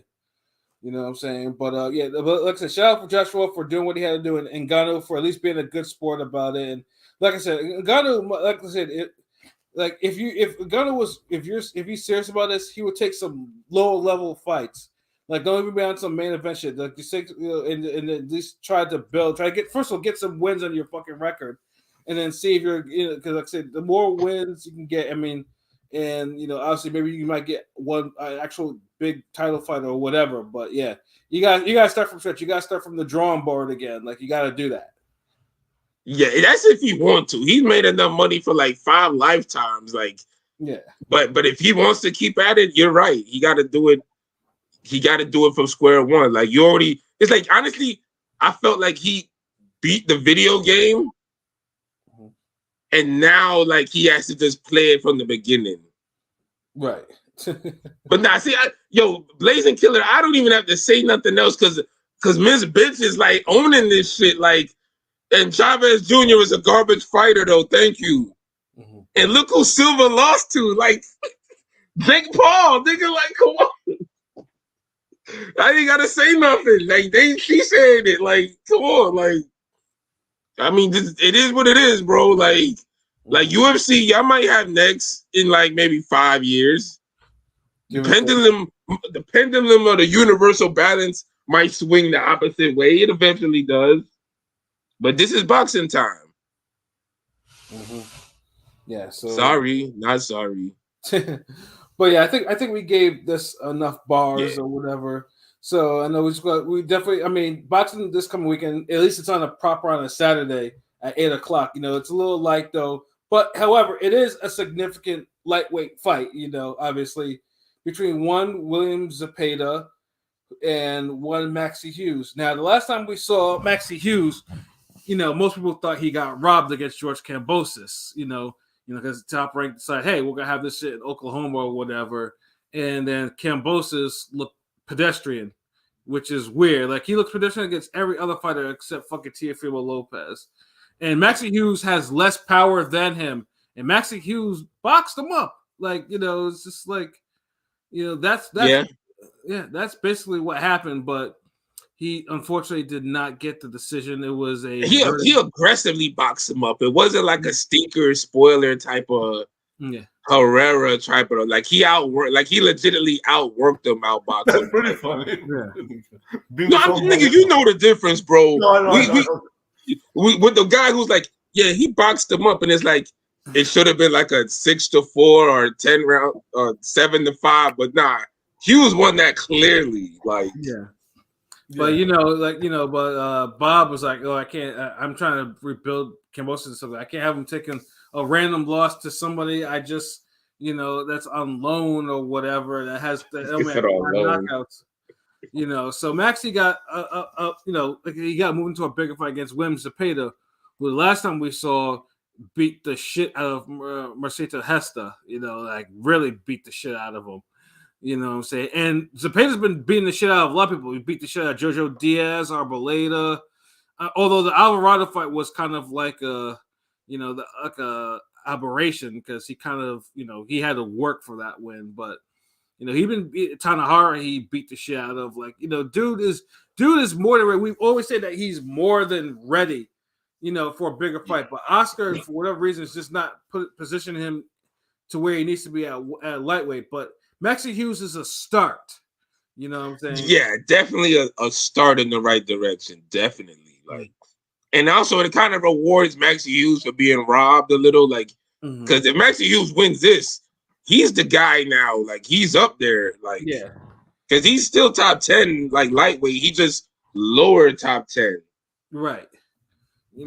So it's like, so LB, so in this fight, who do you actually think who do you think might actually win this fight? I know probably the favorite. I think Zepeda by a good I want to say he could stop him late. Mm-hmm. I don't know why round 11 is so appealing to me, but it's going 12, right? It's 12. Yeah, title, 12 round not fight. Title fight, but eliminator, whatever the fuck. Eliminator, whatever. Eliminator. It's a double. It's actually a 2 eliminator. It's for WBA, WBC, that type of shit. It's. Yeah, I think he stops him late, but it'll be a good fight. But this is gonna be one of those where I think he tries to, Hughes starts out trying to box, and he starts being carried fast, and then it ends up being a little firefight, and just Zepeda just overpowers him. But Hughes gonna get his licks in, he's gonna get his shots off too. But it's just gonna be speaking of Chavez, the Chavez Zivic, but imagine Zivic not really having the chin to stay there the whole fight. Yeah. Zivic had the chin, and Zivic was damn. Honestly, that's a good little forgotten fade right there too. That was a good ass fight right there. Yeah, that fight pissed me off because Zivic. Yeah. I mean, the whole circumstances too, because the WBC was they were trying to strip Sergio for no fucking reason, and then they do it, and they try, and because they wanted to give Chavez a belt, and then Chavez ended up struggling with a guy that should have actually won the damn fight and the belt, and it was a whole bunch. And he was bigger than him too. I was damn, that nigga was ripping combos on Chavez's ass. Yeah. Entertaining fight. But wait, so you're thinking it might be? So you're thinking an 11th round knockout for Zepeda? 10 rounds. Word. What about you? Good fucking fight though. That's all. Yeah. I like this fight a lot. Maxie Hughes should have got the W over Cambozo. Close fight, and he brought it. But I think right now Zepeda just a little too much. He was a little small. I feel like I was a lightweight, but Zepeda's a big dude. He looks old in the face, but he's young. He's a dog. I mean, the output's just ridiculous. You know what I mean? And I think it's going to be a traditional. Maxie Hughes is British, right? Yes, he is. Yeah, I can't go against a British or a Mexican. So I'll say Zepeda in 9 rounds. All right, P. What about you? I'm gonna say I think it's Zepeda in 7. I think Maxie can box well, and I'm sure he'll box Zepeda in spurts, but he doesn't have the power to keep him off of him. Pause. The power, the work rate, it's gonna be too much. This is actually a really bad matchup for Hughes stylistically. You don't think he could use his footwork and kind of outbox Zepeda? He could try. I think he's going to try to, but I just don't think. I think Zepeda is going to successfully pressure him, and I think by the 4th round he's going to cut off the ring on him, and you're going to see a lot of crazy output by Zepeda, especially if he's not respecting what's Zepeda is one of those guys that if he doesn't respect you.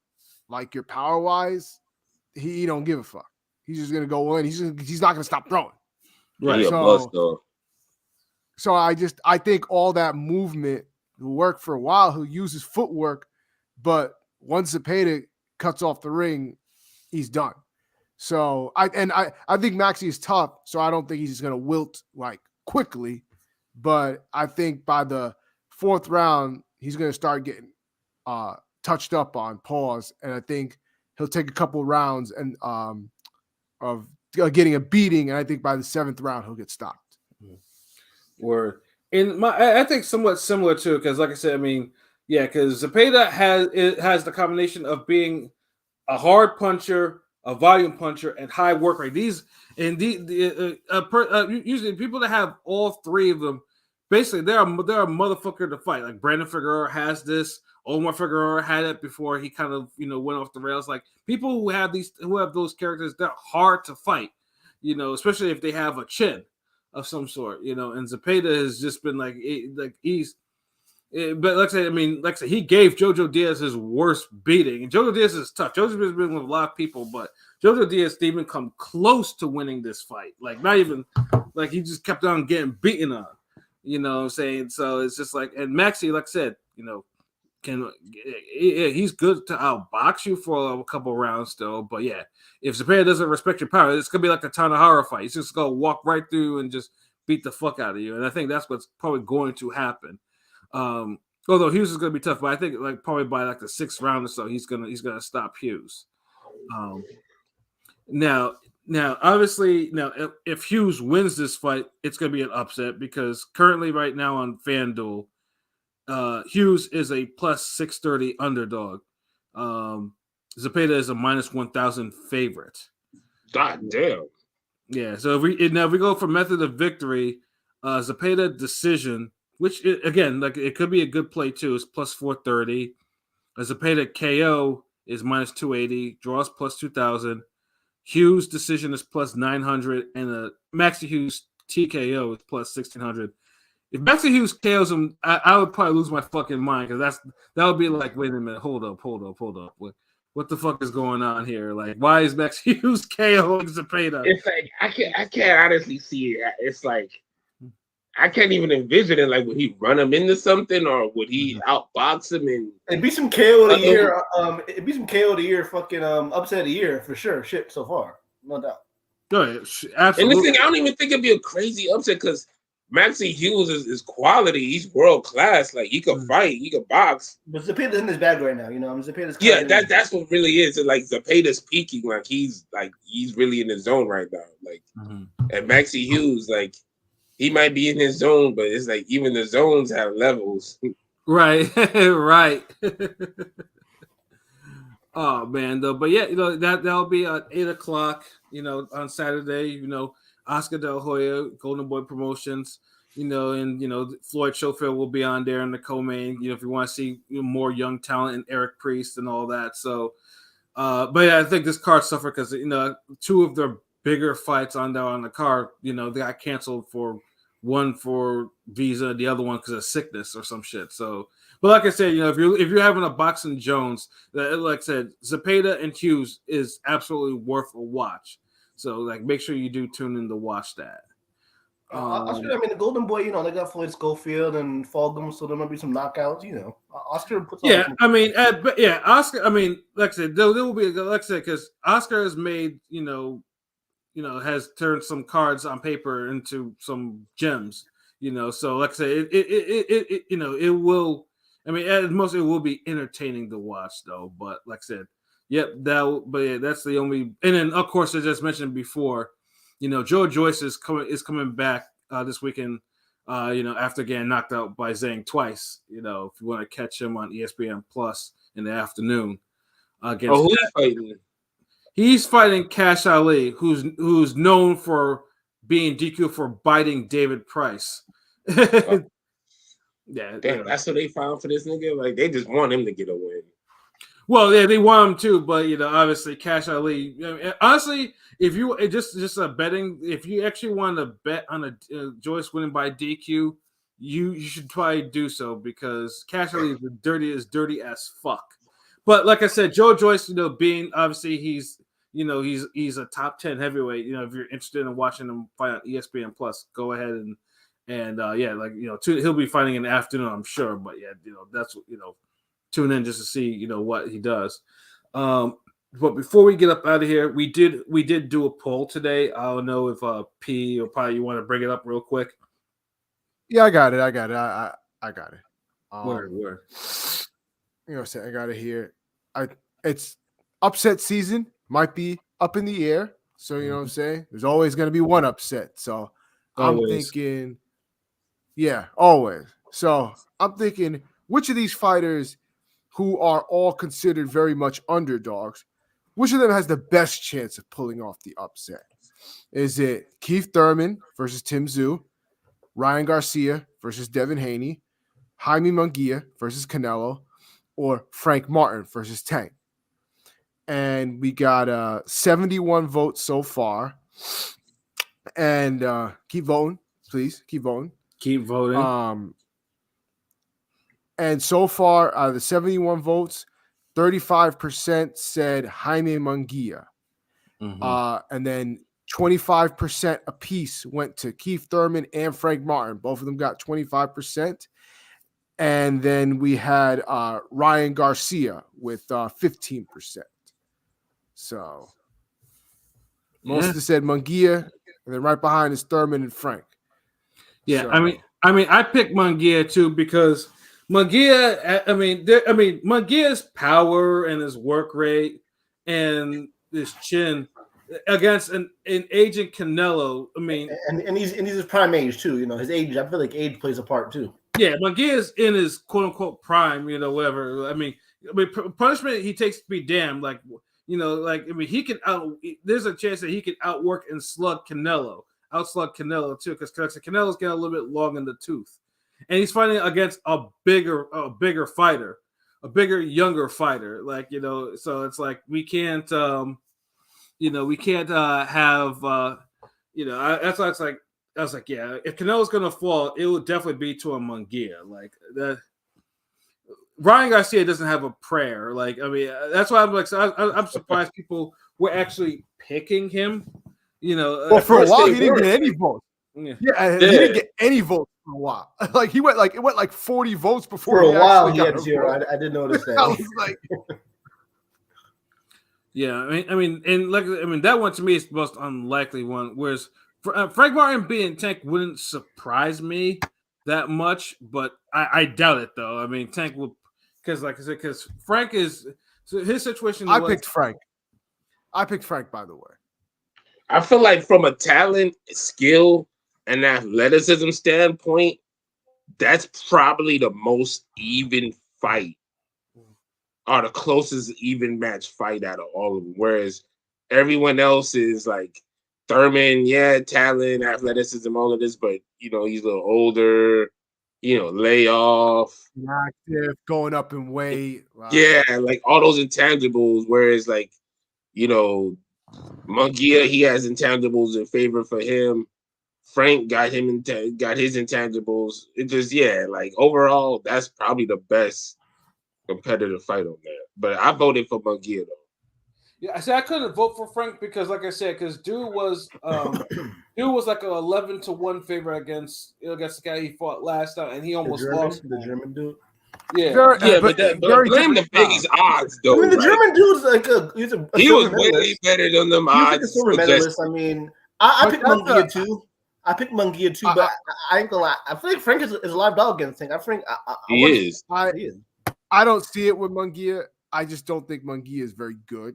And even though Canelo's older, I don't think this is the fight where he shows it. Who'd you vote for? Munguia has a lot of flaws. For all the good things, he has a lot of bad things about him. A lot of bad habits. And Canelo, he's aggressive, but he's also too wild. Canelo's going to have a lot of opportunities to punch with him and just, yeah.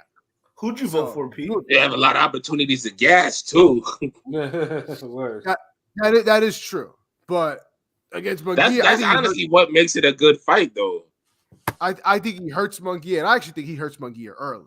So, but he'll need to. I picked Frank. Even though I think Tank will beat him, I think Frank Frank is talented. Plus, he has a different style than what that Tank has really fought anytime recently. No, it's not even about Mexican. He's a southpaw, and he's an aggressive southpaw that's athletic and can box. So, like, the thing with Tank is Tank likes to set up traps, but when you're fighting against a more aggressive style, like against a guy like Frank, you have to be more aggressive to create the stoppage. So he's not going to be able to. He's not going to be able to sit back and set up a trap to knock out Frank because Frank's style won't allow that to happen. So he's going to have to be aggressive and fight with Frank, and that makes it a more intriguing fight. Yeah. I mean, I'm really intrigued because he hasn't had anybody recently that could match him really like in hand speed and just talent, athleticism, all skill, all of that. I mean, be honest, that's what it is. Exactly. So Tank is gonna have to work for it. He's not just gonna be able to sit back and just like wait for that opportunity and bam, because Frank's not gonna let that happen. So I'm really Tank's gonna have to create it.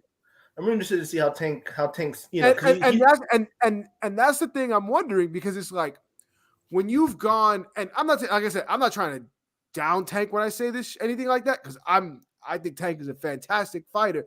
I'm just saying, when you're used to fighting guys where you could like just set a trap for them and wait for them to fall into it and pick them off, you kind of get used to that habit, and now you're gonna have to do something completely different. And it's gonna throw you off when you're used to doing something over and over. Set that up, because he always sets it up, the traps and everything, and downloads the information. But I want to see if how high of a genius is he? I'm talking about just in the boxing ring, because I think he's pretty smart IQ wise. But it's a southpaw. And a southpaw. Tank hasn't fought a lot. I don't think Tank has fought a lot of southpaws either. I think one or two, if I'm not mistaken. Yeah. Like one or two. Yeah. But I mean, I chose Munguia. Who two you voted for? You voted for the Ghost, P? Yeah, I voted for Frank. All y'all voted for Jaime. Yeah, I mean, that's why you Thurman fans didn't vote for Thurman, because I would have thought, No, I'm still picking Thurman to win, but he ain't got that's a true underdog though. Everybody else, I feel like, got a chance. Even Ryan has a chance with Haney because the whole familiarity. Like, neither guy really changed their style too much. They just improved upon it. And Haney and Ryan could throw and whatever. Like, he talented, quick hands. Like, with Thurman, it's like Thurman's gonna have to do a little more surprising than any other fighter on that list. Yeah, it's just because he was inactive for 2 years, so it's like that's not really a good thing. He's going up into a division. He's going back. Yeah, and he's fighting someone dangerous. Like, I'm used to him being inactive and all that, and fighting quality people his division, his size. Like, so it's a little different this time. But I feel like he has the style to beat Zoo. That's the thing I'm really banking on. Like, he has the style to beat Zoo more than anything. Whereas everybody else up there, I don't think they necessarily have the greatest style for the guys they're fighting. Like Munguia, his age and youth is the style for Canelo, but like King P said, like, it could go 50-50. If Canelo could batter him enough in the first 3 rounds, hey, maybe that could stop Munguia and slow him down. But who the fuck is Canelo battered since Yildirim? Yeah. So that's one thing. My issue with Keith, and I'm rooting for Keith, so don't get twisted. But it's just, this fight is such a tough fight for him stylistically. He's gonna have to fight a dang near perfect fight. And one of the problems with Keith is, like, one of the things with Keith is, and I mentioned this with Joseph Parker. Keith's another one like that, where it's like he can do everything.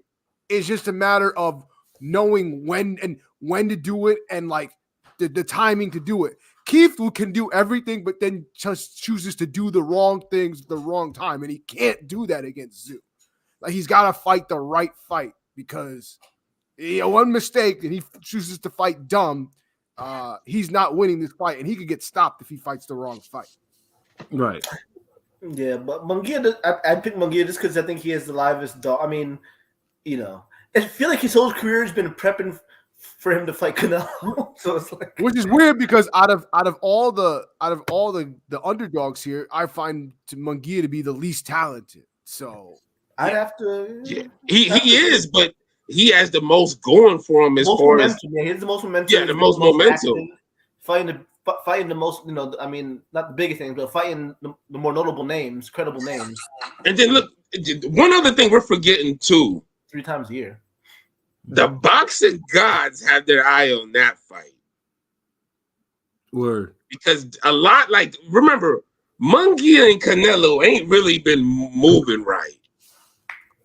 Canelo been ducking Benavidez. Munguia just been ducking everybody. So it's like when you put 2 niggas who've been ducking everybody or ducking work, you bound to have some type of crazy shit happen. Like what ducking energy is going to be stronger than the other? Is the whole, Canelo, he's already kind of in scary mode. Is he going to really do what he has to do to look the best he can? Munguia already on some like, yeah, I'm fighting the guy I never thought I'd fight because he said he wasn't going to fight Mexicans.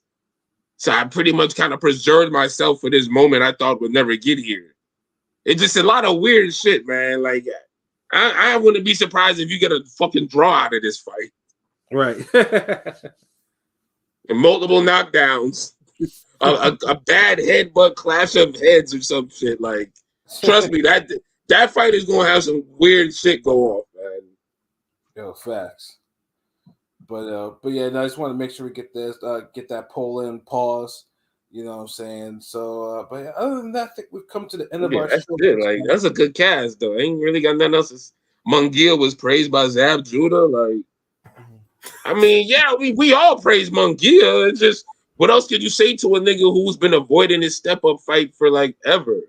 Right. No, but I'm saying Zeb Judah's always on some podcast showing love. He's like, he's not one of those bitter, he's like, Zeb was like an AI of this shit, kind of, he's like, he gives love to everybody. He's like Irish, I mean? He don't really hating on them. Yeah, ain't nothing wrong with that. Like, Munguia's talented. Munguia's good. Like, he's the least talented on that list. We just frustrated with this nigga.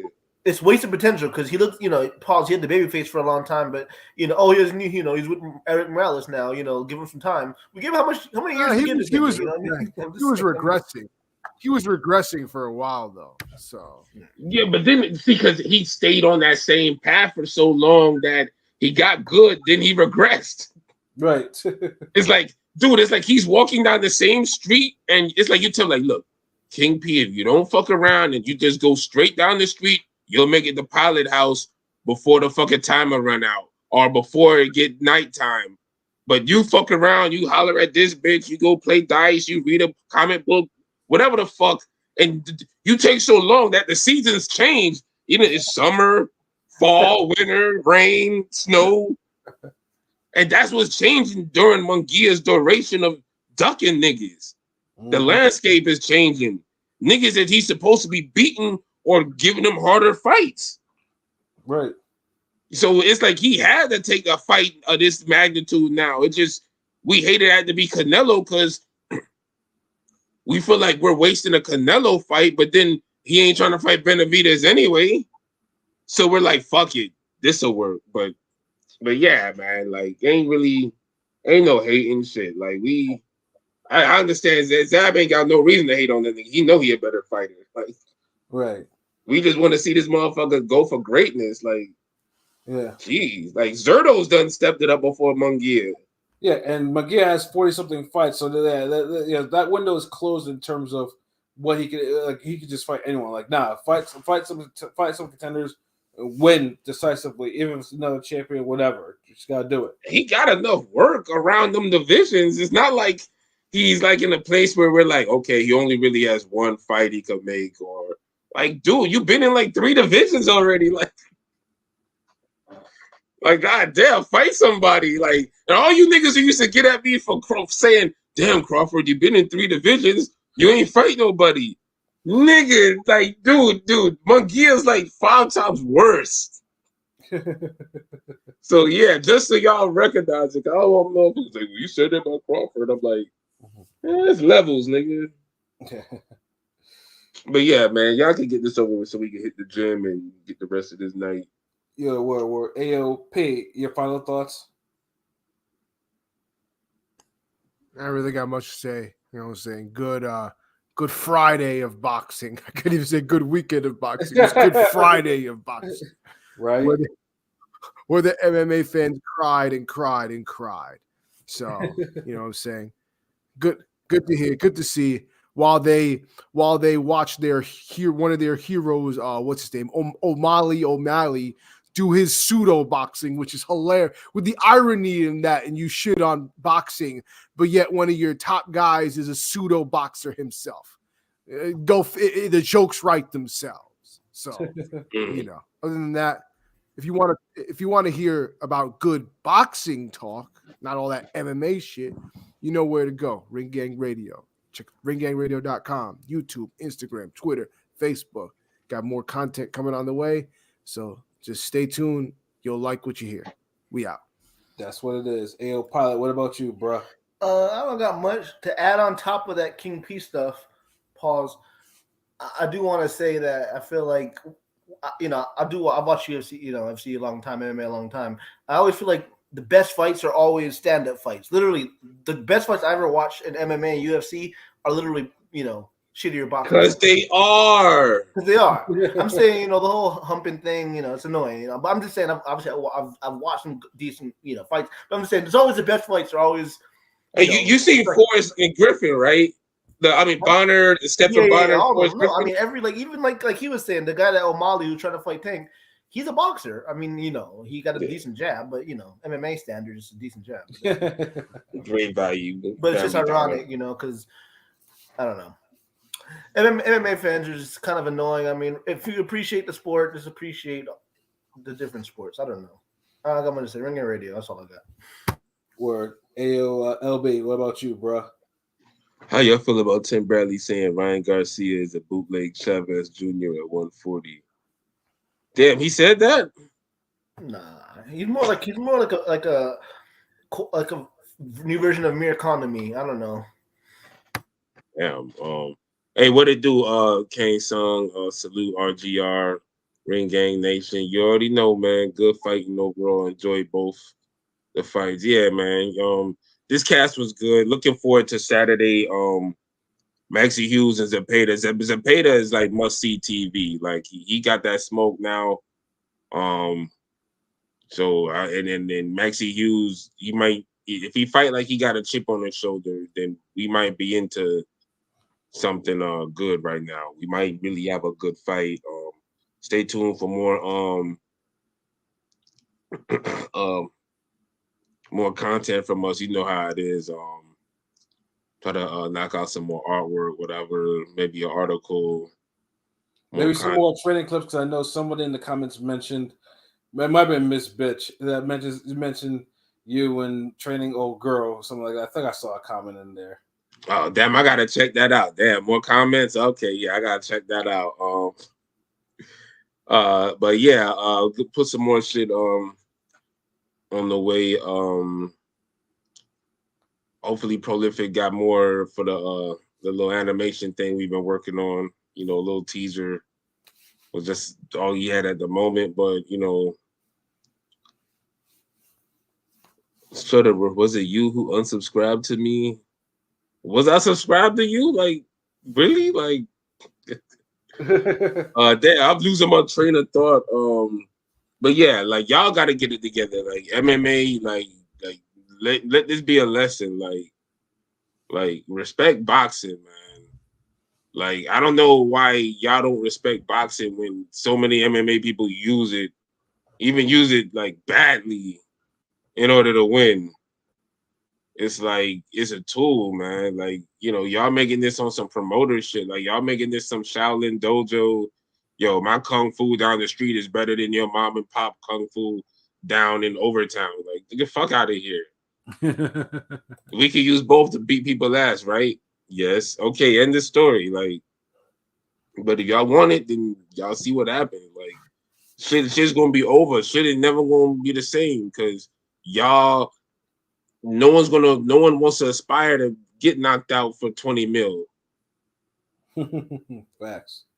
So that's what y'all gotta contend with. Y'all gotta really tell everybody in the classrooms, well, if there's any solace, he would beat him in a real fight. And more people are waking up to saying, damn, but what's really stopping him from doing that in a real fight? People are now getting it now. Like, there's too many niggas be just throwing hands for this not to be real. Like, it's real consequences. You know, that nigga really hit the floor really hard.